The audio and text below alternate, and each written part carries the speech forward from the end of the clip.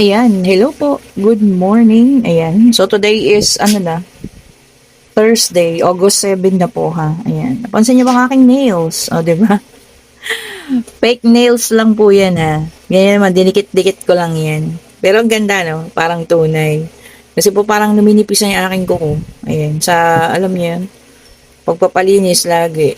So ito po na lang. Bumili na lang ako ng fake nails. Ayan.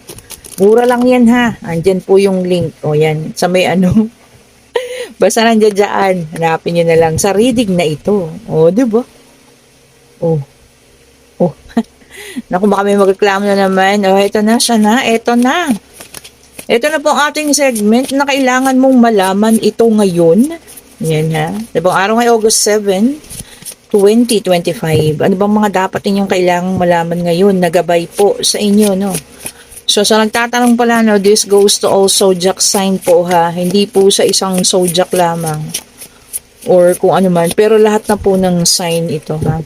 All zodiac sign. O, ayan ha. Kung makaresonate ka, salamat. Kung hindi, baka yung susunod sa'yo ha. Maaring bukas o sa mga susunod na araw po. Ba't ayaw? O, diba? Oracle card. Bigyan mo naman kami po. Sige na. Pag ayaw, kukuha tayo sa ilalim. O, di ba?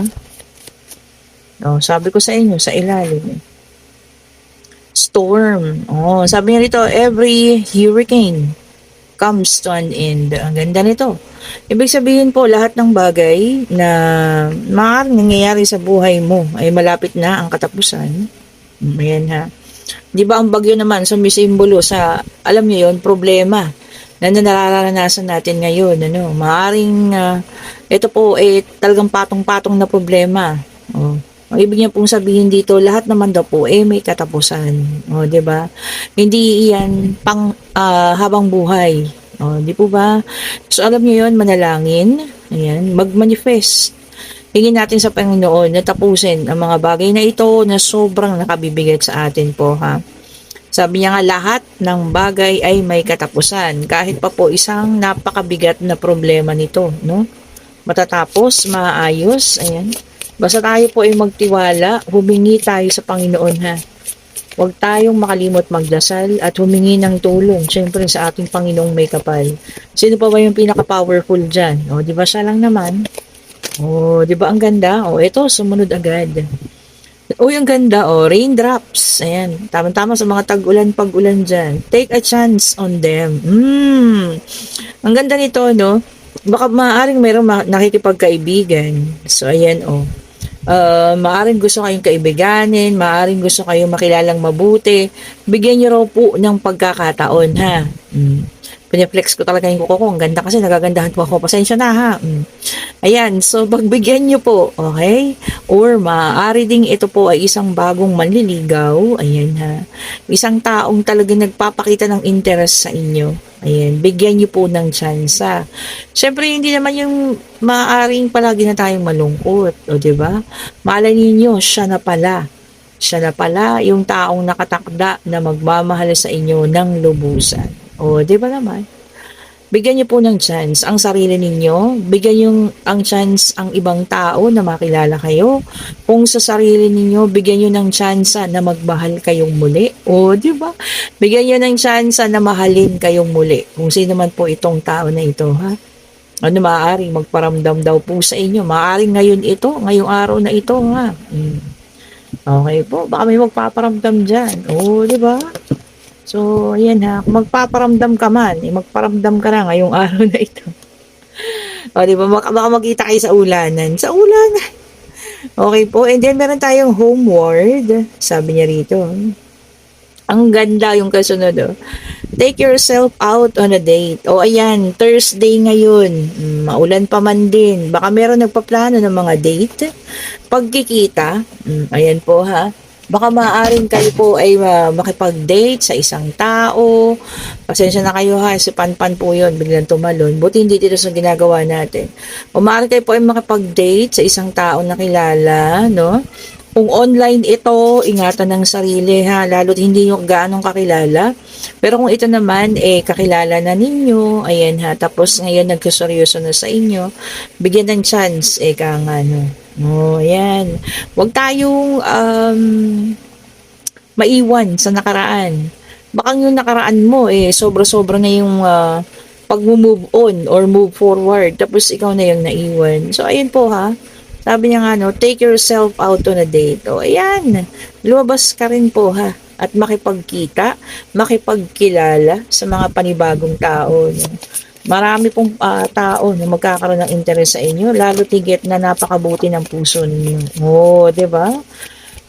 Karaniwan sa mga tao sa ngayon, hindi na naghahanap ng mga gaanong kagandahan, kagwapuhan po ha. Importante yung puso, nilalaman ng puso. Importante din yung pagmamahal po. Oh, ayun na. Okay, so tignan natin. Ayan, baka ngayong araw na ito, ang may mag-a-ask sa'yo o magsasabi sa'yo ng date. O, yan, tanggapin mo naman. O, diba? Kayo, no, coffee. Baka magko-coffee kayo. O, diba, dali mo sa Starbucks ng medyo mahal-mahal. O, di po ba? Tignan pa nga natin, ha. Ang ganda talaga ng card na ito. Everyday ko tong gagawin sa inyo, ha. So, maaaring ngayong araw may mga date dyan. Kahit hindi Valentine's Day na. O, diba? Isa na lang po para sa ating 4 spread card reading. Ayan. Ayan po, nag-ingay pa yung isang aso. Pasensya na kayo ha. Gabi na kasi. Baka meron sila mga naririnig kumakaluskos. O, alam niyo naman.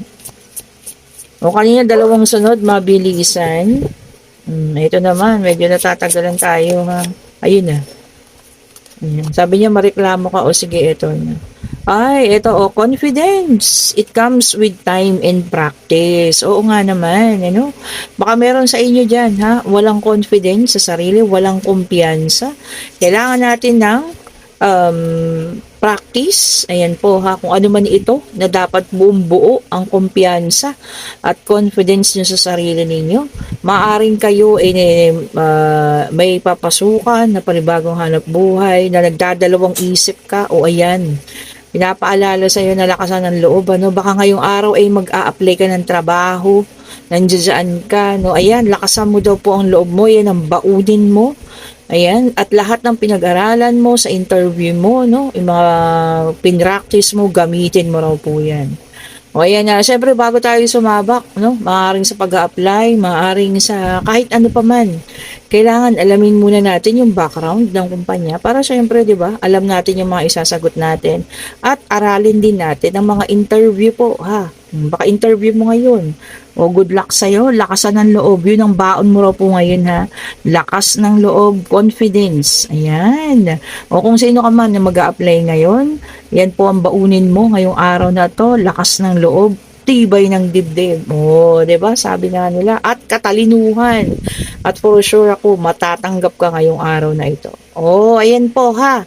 O kung sino mga nakaresonate dyan, merong mga taong nakakaramdam ng tawag dito, hirap. Ayan, matatapos na po. Ayan, mag-uumpisa na siguro ngayon ang katapusan. Bigyan nyo raw ang chance sa inyong mga sarili na makapagkilala ng iba. O yung iba magde-date na ngayong araw na to. At ngayon na ang araw na makakahanap ka ng talagang trabahong para sa iyo. O, ayan ha. Kung ano man yan yung sa inyo, pulutin. Yung hindi, itapon. O sige, 'di ba? At yun po ha, kung nagugustuhan yung ating reading, pa-like, pa-share, pa-subscribe, and hit the notification bell para lagi kayong updated sa mga bagong videos na nire-release natin. And kung gusto nyo ng private reading para sa August 8, napakaswerteng numero, August 8 po, no? Infinity, yung number 8, ay ano nyo lang ako, i-chat nyo na ako, click nyo yung link, nandiyan po sa comment section. Kung gusto nyo ng ganitong nails, click nyo lang, nandiyan din yan, ha?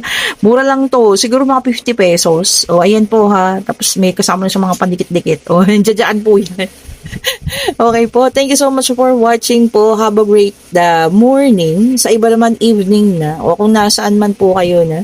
Stay safe, stay healthy po ha, stay positive always po. Thank you so much po and salamat pong lahat. Muli magandang umaga po sa inyo. Bye bye po.